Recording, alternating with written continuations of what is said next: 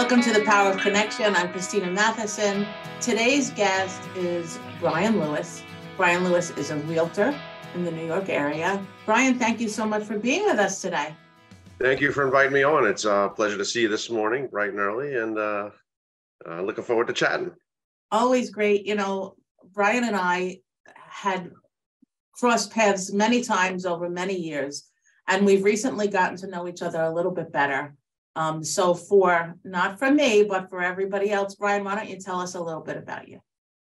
I'm a real estate agent. I run a team out of Long Island, New York. We have about a dozen agents, and I do that. I'm also an HVAC contractor, sort of in a previous continuous life, family business.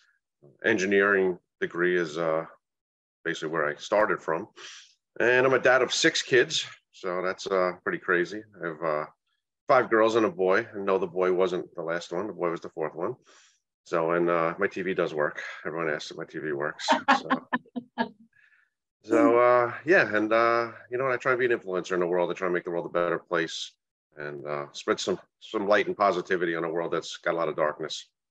That you do. I'm a big fan of your daily message. So Brian is constantly on social media sharing all of the really cool, good stuff that he does. And, you know, he's told me so many stories about the people that he's touched through real estate. So when did you know that you wanted to get into real estate? I started flipping houses probably about 20 years ago. Growing up as a kid, I used to flip cars. I'd buy an old car, I'd clean it up, and I'd sell it. That evolved later into buying an old house, cleaning it up, and selling it. And I was doing that, and it was about 5 years ago, maybe pushing 6 years ago. A friend I used to work with was a real estate agent, so she'd find me the houses, and then I'd clean them up, and she'd sell them.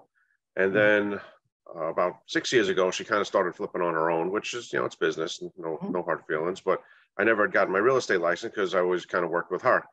So I went and took the class with basically intentions of being able to, you know, get inside deal on flips and not having to pay commission on flips. And since I got my license, I haven't flipped a house.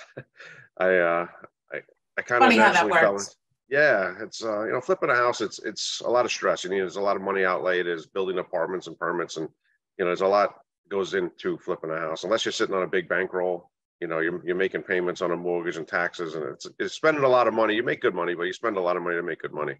So it can get a little dicey. So when I got into real estate, our mutual friend Joe Sonona taught the class at Hofstra, and he asked everybody why they want to get their license. And I just want to flip houses.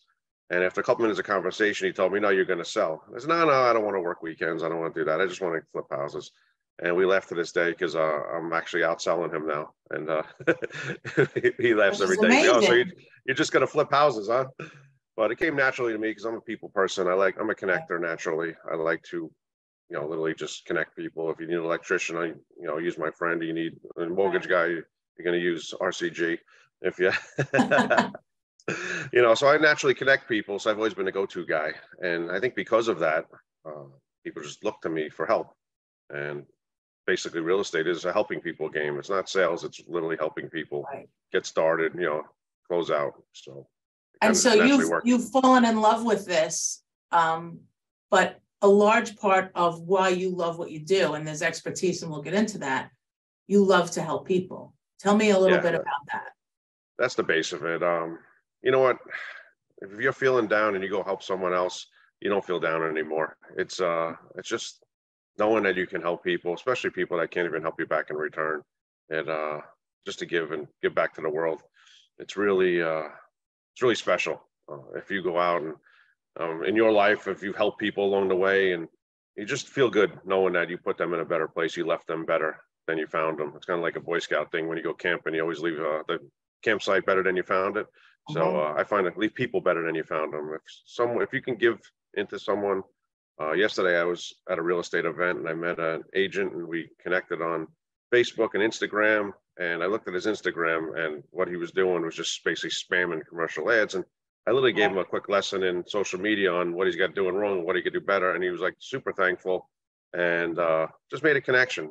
Did I have to help theoretically a competitor? No, but you know, we made a connection, and I just said, listen, dude, I can help you with this.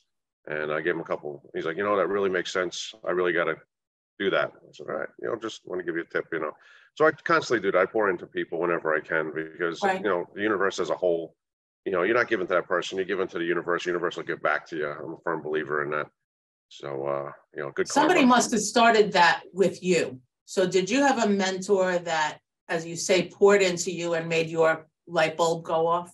So I've been involved. I've always kind of been that way, but I was kind of brought to the light. I've been involved in a couple masterminds. There's a group Apex out of Texas I go to. It was a bunch of like-minded people.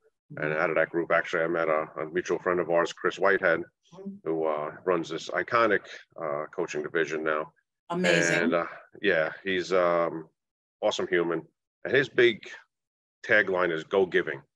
Be a go-giver and just do everything you can in the world to go give. And the world will give it back to you. And he really brought it to light. It's sort of what I did naturally, organically, but I kind of put it in focus where it's just intentionally help people. Just how can I make the world a better place? Can I push in my chair? Can I bring my shopping cart back? Can I pick up that piece of garbage blowing down the street? So many people, you're out for a walk and there's garbage blowing down the street and people just walk right by it. It takes 2 seconds. You're out for exercise, bend over. So it's intentional for you, is out. what you're saying. It's intentional, You purposefully do this. You're really trying it in small things and big things in your life to make the world a better place. We found how you do one thing is how you do everything. So if you don't hold the door for someone to let slam in their face, what is that leaving the universe? Is it really that hard to hold the door for the person behind you or open the door for the person next to you? Silly stuff like that. It's not silly, but little stuff like that really builds the foundation for living a good life and being successful in life. Because if you don't care about someone as much to hold the door for them, you don't care as where they're going to well-being is when you're selling a house. It's a whole package. It's really, you can't do one thing right and the other thing wrong. Right. So talk about that for a minute. When you meet people, so oftentimes when people are buying a house, or even selling a house, it's a good situation. But sometimes you're interacting with people that have to sell for some reason, and it's not pleasant. It's not a happy time for them. Talk about how that touches you and what you feel when you work with those people.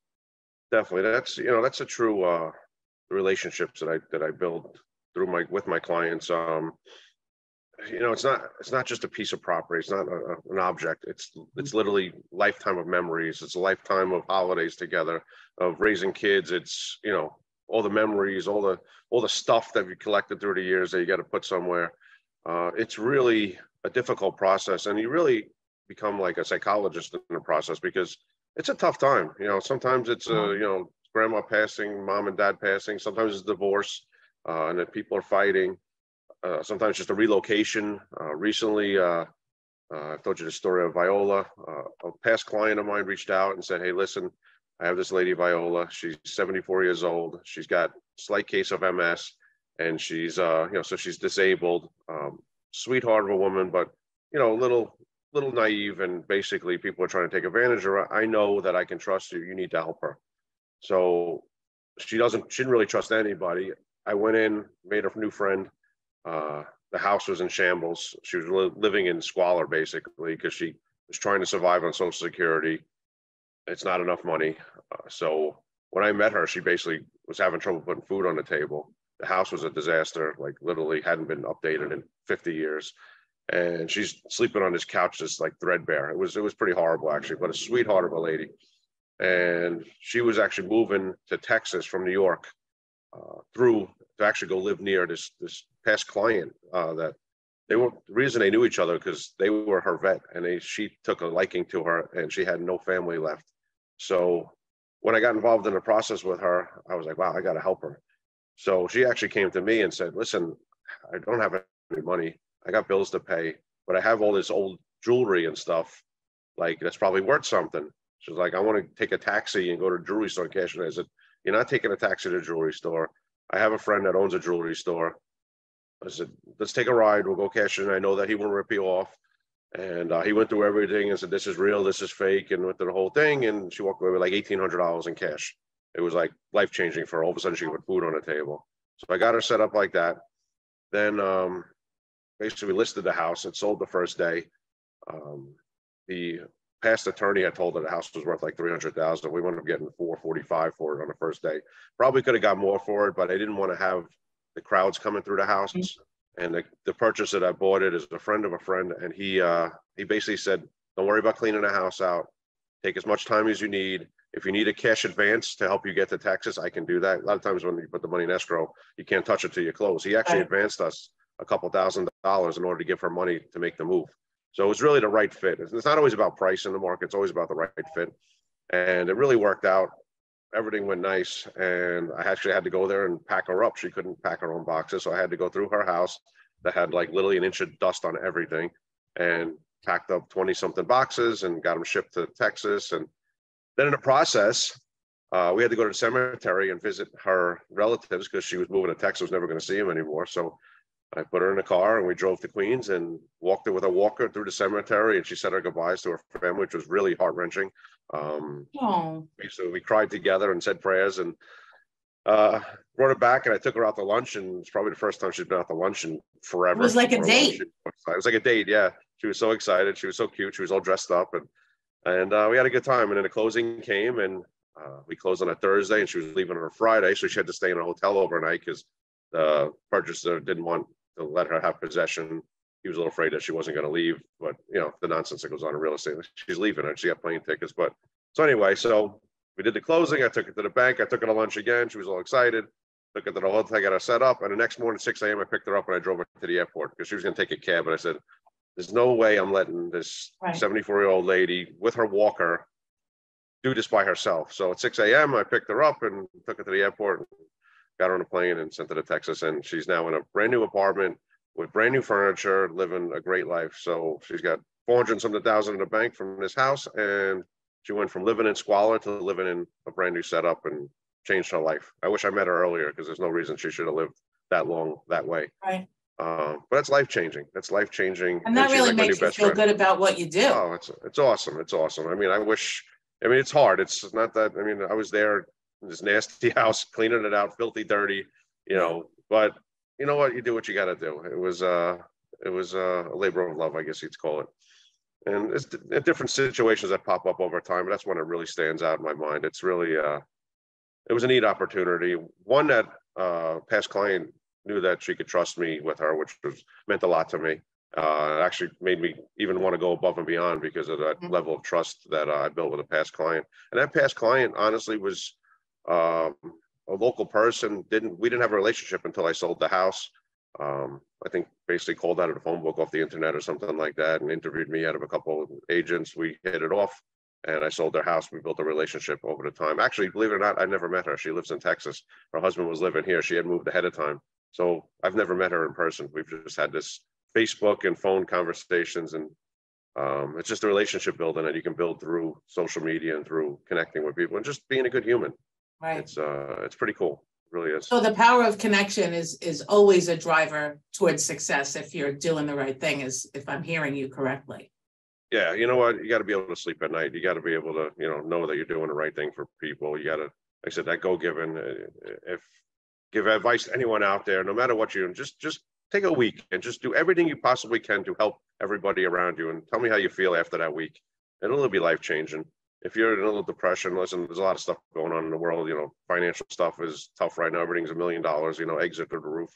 That's all you see everywhere. It's not easy, and then everyone's having relationship issues. I think 50% divorce rate now in our country. And it's just sad because no one's put in the effort. No one's giving to their spouse. Everyone's out. It's a me first society. And it never was like that. If you look at our grandparents and stuff back in the day, they were givers. They did a lot for the community. They, belonged to the churches and the organizations, and, they were involved. And people aren't involved anymore. They just kind of are worried about me first. And we got to stop from me first and go to our neighbor first, back to our neighbor first. I really think that's the way it used to be back in the day. So let's dig a little bit deeper into that. When you're talking about community, and for you, I know you've lived in the same community for basically your whole life. You've made those connections. You have a strong foothold in that community.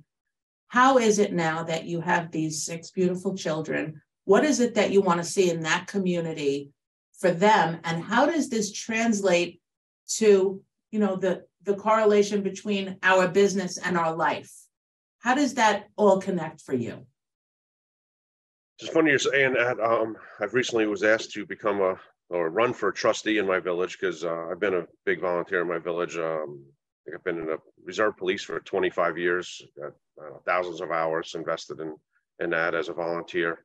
There's also a nonprofit farm in our town that I've got a ton of hours and time invested in. I was a board member on the farm. All community stuff. There's a ton of stuff that goes on in our community, and I like to get involved because I like, love where you live. If you're not in love with where you live, either get involved and make it something you love or move to somewhere you love. I mean, there's a lot of people in the real estate world I find that aren't involved in their communities. It's probably like a 50-50 thing. Some people are really involved and some people don't even know who their neighbors are. I mean, to live in a house and not know who your neighbors are, just seems crazy. We need, as a human species, we need communication. We need people in our lives. When you crawl up in a ball when you're upset, you don't get better. When you get out in the world, even if you're upset, and you start talking to people and sharing some love and some light, it changes you. And so we need to be around people. So myself, honestly, I'm an introvert by nature. Growing up, I'd be happy by myself playing with Legos, and I forced myself to extrovert a little bit, and I kind of ran with it a little, got a little carried away. So as I got involved in all these things to make my community better, there's a saying everyone says, oh, someone should do something about that. Well, someone is you. Like, you can't say someone should do something about that. If you see something that needs to be fixed or needs to be right, it's you. That someone is you. Point that finger back. So through the years, I've been involved in the community. Now the opportunities come to run for a trustee spot in my village. I was asked by the sitting mayor and sitting trustees. They're like, listen, we want you on our team. We know what you do for the community. It's time you did more for the community on a higher level than the government level, which is pretty special. That's a testament to all that you've done just organically. It came from your heart. Yeah, it's and that you want neat to build a better place, and you're the one you're kind of putting your money where your mouth is, right? You're putting everything you've got into that. It's really cool, actually, to have that end goal. Not even end goal. I never even thought about running for office. Wasn't really in my radar.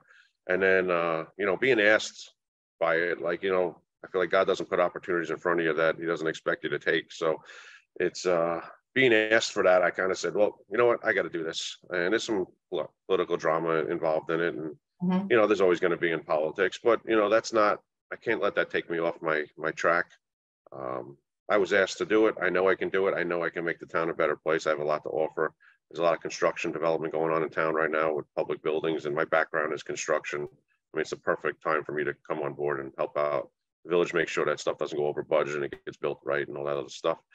So it's just literally really the right timing for me to do this. And so I'm out getting signatures now, which is fun.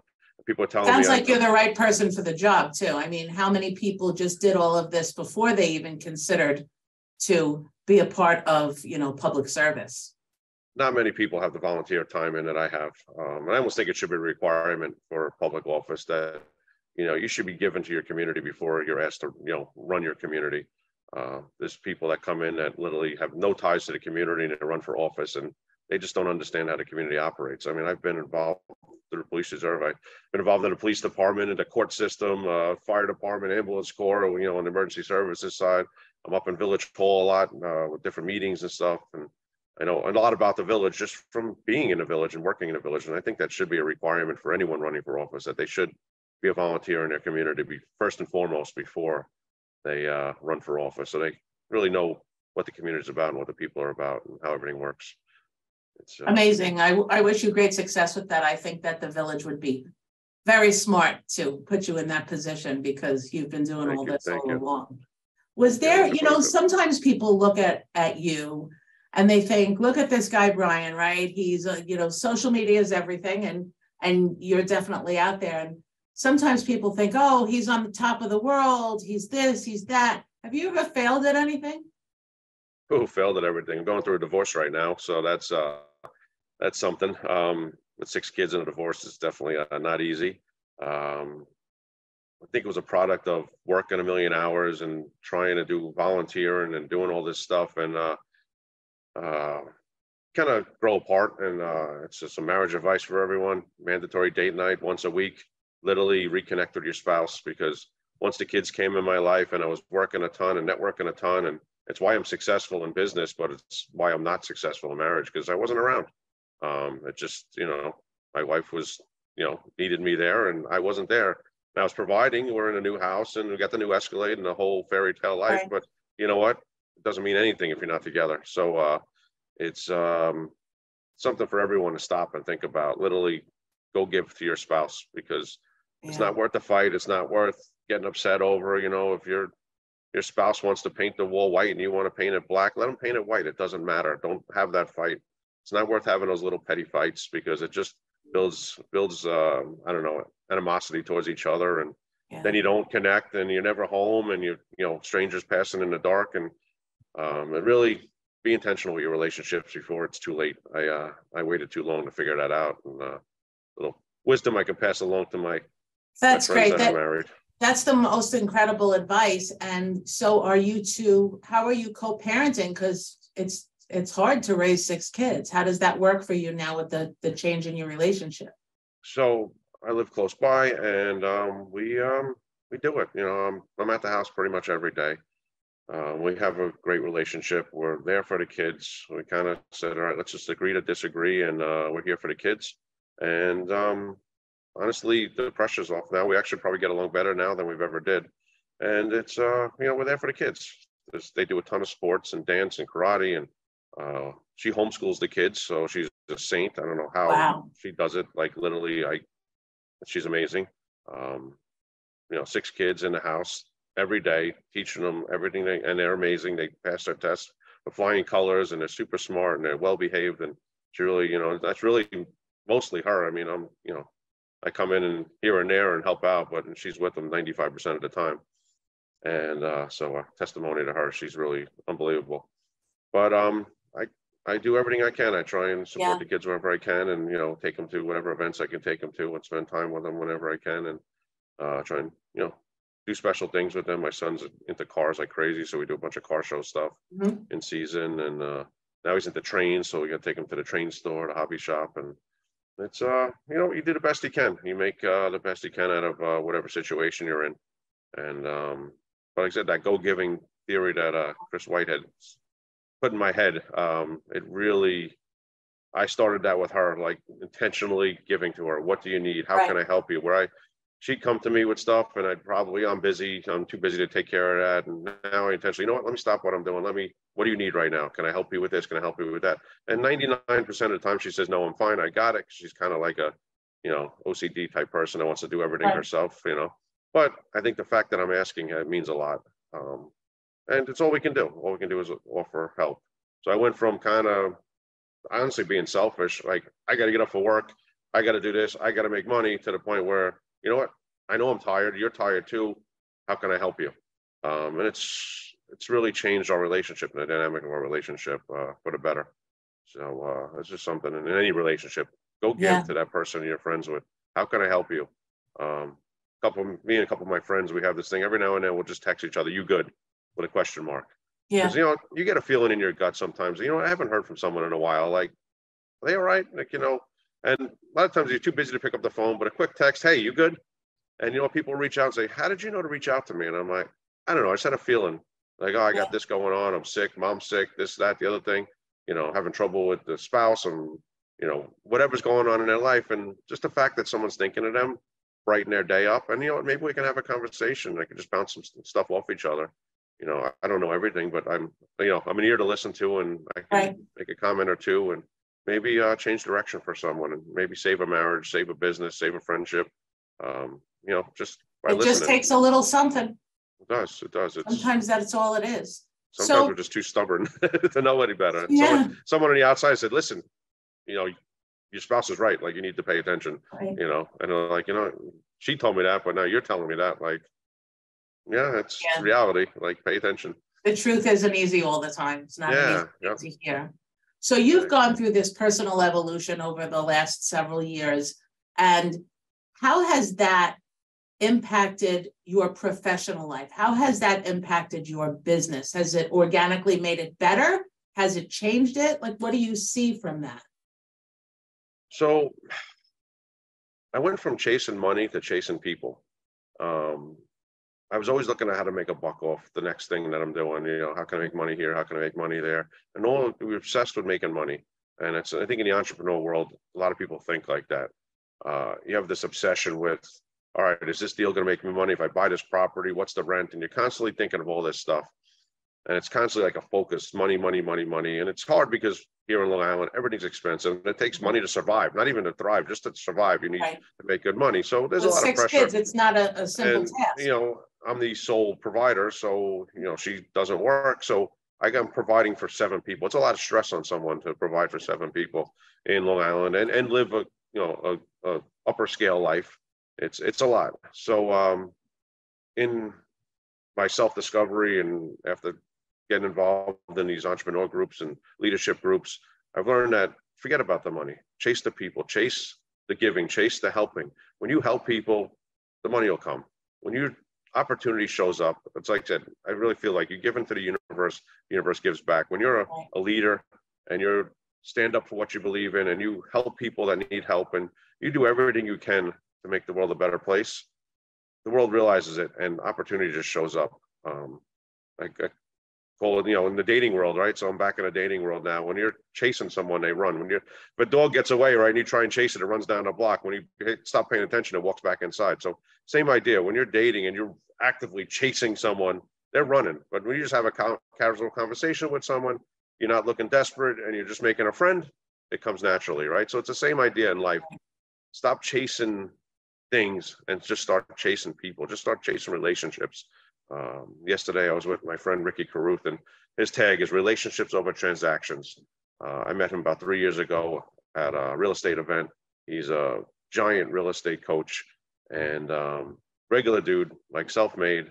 And that's his tagline, relationships over transactions. And it's something, again, I organically did. There's a lot of stuff I did already, but I never was really paid attention and focused on what I was actually doing. I've always been a relationship builder just because I like to meet people and I like to connect people. But that intentionality of, you know what, stop and ask how they're doing. Stop and ask how their day is. If someone wants to list their house, don't say, okay, say, why do you want to list your house? Like, talk to them. Oh, we're getting divorced. Oh, sorry to hear that. Is there anything I can do to help? And, we're going to sell the house, but is there anything I can do to help you right now? Are you okay? Like, where are you going to live and what's your time frame? Like, can I help you get situated? The whole human connection. Yeah, it's a whole human connection. Something that maybe some people do take for granted. We do. It's really the simplest thing. And a lot of us are so busy with, I got to get this listing. You know what? If I can help this person, even I've told people not to sell their house, literally like this, like, we want to sell our house. I'm like, why? They start telling me why. And I'm like, no, it's not a good time. What you want to do doesn't make sense. Or I've had people that weren't thinking of selling their house. I said, you got a great opportunity in front of you. Why don't we take advantage of it? Especially with the empty nesters. If they're in a big, giant 5-bedroom house, they raise their kids, the kids are gone, they're taking care of this house, they're paying a ton of taxes, they got to shovel the snow and mow the lawn and all that other stuff. I was like, the market's up, cash this in, let's go buy you a condo co-op or a smaller ranch type house where you don't have stairs. And it's like, and then we'll set you up for the rest of your life, rather than trying to move when you're 70, 80 to a house, it's got bedrooms upstairs and, you want a ranch or something with an elevator in a building or something with a first floor bedroom, because moving at 80 is really hard. Moving at 65 isn't that hard. Yeah. And that's something I've had a lot of conversations with my older clients that are getting empty nester clients. When you say older, it's basically once you don't need that big house anymore, why are you carrying the baggage? It doesn't make sense. Take that money out, maybe take it out and buy an investment property, buy a 2-family or something as an investment with additional money, or spend it, travel, enjoy life a little bit. But so it sounds like one of the things that you do is you actually go the extra mile when you care about those clients and you learn about their life and why they want to make such a change.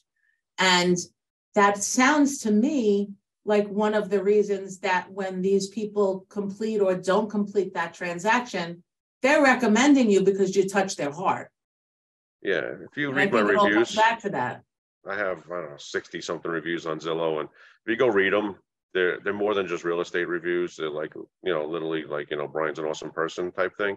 Yeah. And it really touches my heart. They're unprovoked. Literally, I'm just like, I said, listen, if you guys are happy, can you leave me a review? And they're like, gladly. And then the review pops up and it's, it brings tears to my eyes sometimes. I'm like, wow, that's awesome. That's awesome that I touched them. And a lot of times it's total strangers. It's friend of a friend, type thing. Someone I went to high school with's mom or sister or something like that. That person I sort of knew, but never really met them type thing. Right. And it's a lot of my business. And some of it's off the street, total strangers. And we leave. My goal is to get that review. To be that shining star. Yeah. So when I close the deal and we shake hands at the table and everyone's got smiles and everyone's excited, and we always take a selfie at the closing table with everyone's smiles. And I just mentioned, hey, listen, if you're happy, can you leave me a review? And they gladly do. And it's really neat to see what they think, and I go back and I look at them sometimes. And I'm like, wow, that's really cool. Like, just to have that impression on total strangers in a 3-month process, And a lot of my clients to this day, I still talk to and Facebook friends and check in with them. And it's just neat to really expand your network. So powerful stuff. And so I know that you have a team. What's some of the advice that you give to your team and that you give to somebody starting out in real estate right now? So back to the relationship building, your network is your net worth. The more people they say no like and trust. I change it to no love and trust. I like to take it to the next level. Someone can like you, but you know what? You got to take it to the next level, make them love you. And if you're an attractive character in life and on social media, if you're on social media saying, oh, the weather sucks and the government sucks and all this other stuff, that doesn't attract people into your life. If you're look at this beautiful sunset, look at this beautiful sunrise, I'm out at dinner with my family, I'm doing all this other stuff, and you show the highlight reel. And let's face it, a lot of social media is a highlight reel. A lot of people that you think are doing amazing are really hurting inside, and it's really just a front. But in the same way, people watch TV, right, for content. So there's a reason MTV doesn't show music videos anymore. It's all reality shows. People love reality shows. So give people what they want. Give them the reality show. But in that reality show, show them who you are. Show them what you believe in. Show them, where you volunteer. Show them, whatever organizations you're part of, and how you live your life and how you treat people. And it's not to show off. It's not to brag. Sometimes people get a little braggy in it, and you want to show off. I got the new Lambo and whatever. You know what? You got the new Lambo. You don't need to tell people you got a new Lambo. They'll figure it out on their own. Don't, because you don't want to, rub it in people's faces that maybe are struggling. But, just show them that you're a good human and build a no love and trust with strangers that follow you. Every time I meet someone and we have a neat conversation, my first question is, hey, you on Facebook or Instagram? And I love Facebook because it has the mutual friends. Yeah. So I go, let's see if we have any mutual friends. So everyone I meet, I'm like, all right, we go on in, like, we got 5 mutual friends. Like, how do you know this one? Oh, that's my cousin. Or that's this one. I've done it out of state with people, and we have mutual friends. I mean, the world is so small. So it's a lot of fun. But then what happens is, so we friend each other, and then they start to learn about me, and I start to learn about them. And you know what, down the road, they say, you know what, I met that guy a year ago. He looks like a great guy. He does a lot of things. He does a lot of real estate stuff. You know what, I got to sell the house. Let me call that guy. And that's honestly literally how it works. I'm basically making friends virtually, and they get to know who I am. They get to love who I am. And then when it comes time to do business, they naturally just call me, because I say I'm competing with a bus stop. There's a picture on a bus stop of, do you want to buy or sell a house? You see it everywhere you go on the bus stops around here in Long Island. I don't know if that's something across the country, but around here, every bus stop has this little cover on it. There's always a real estate ad that says, do you want to buy or sell a house? And I'm like, do people really take the biggest investment of their life and hire someone off a bus stop sign? Like, it doesn't make any sense to me. So when you think that I'm in competition with a sign on a bus stop, it's not that hard to just literally just earn people's trust and be a good human. It's really that simple. And there's a lot of real estate agents out there, as you know, that are just nasty. Like, I don't know why. Like, they're nasty to each other. They're nasty to the buyers. I don't know what the situation is, but they picked the wrong career. So, I just try and I tell all the other agents out there, I said, we need each other. I said, I can't list every single house. I can't sell every single house. We need each other. We are colleagues. We are, in essence, work together. Yes. So it could be different companies, and there is some competition to get a buyer and to get a listing. But at the end of the day, someone that's my friend is not going to go to you for a real estate agent, and one of your friends is not going to come to me for a real estate agent. We have our own circle of people that know, loves, and trust each one of us individually. And when you realize that, you just build your circle of more cool people in your life, and business just naturally comes. It's the advice. It's literally just be a good human and just meet more people. That's great. And so if you're gonna do business with like 1 out of every 100 people you meet another 100 people, you'll do another deal. That's it. Increase the volume and take the time to care, right? Take the time to really care. So it's not quantity, it's quality. So if somebody's watching this and they've listened to you and they're all inspired, and you talked a minute about how you've failed at plenty of things, and what's going on with you right now, because you're not perfect, none of us are, that's a challenge. And how do you plan to overcome that in this coming year? Like, what do you got going on as a business owner, as a man, as a part of the community? What's something that you're just working on, and how are you going to fix it? Staying positive. So at one point I was 305 pounds 3 years ago or so, back to not caring about, I'm with my spouse and I'm working 1,000,000 hours and I'm really fat and disgusting. And like, you kind of like, you're like, I wouldn't want to hang out with me. If you really do a soul search of going back to that. And I lost a ton of weight. I went from 305 after 75 hard. I was down to 222, which was my high school weight when I graduated high school 29 years ago. And from there, I've slowly creeped back up. It's a battle. There is obviously a lot of emotions with divorce and kids and all that stuff. And sometimes, you don't make the best choices. A friend of mine says his tag is make good choices. And sometimes, you want to eat the whole pizza. You want the extra cheese on it. It's I'm a stress eater, a stress drinker.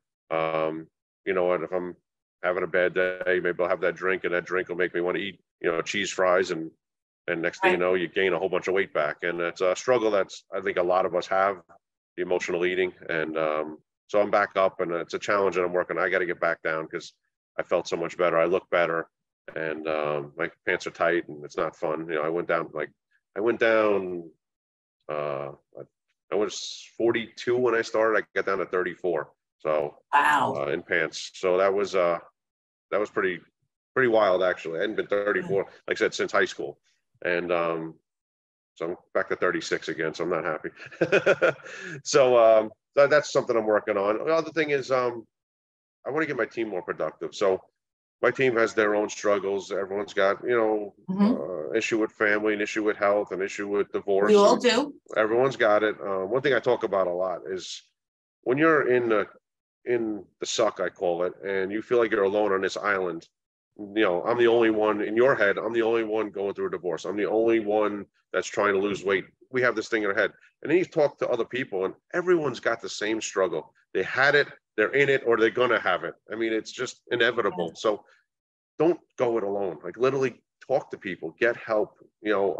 Accountability partners, I think, is a big thing. Yeah. If you're trying to lose weight and someone else trying to lose weight, push each other. Hey, did you eat good today? Do it together.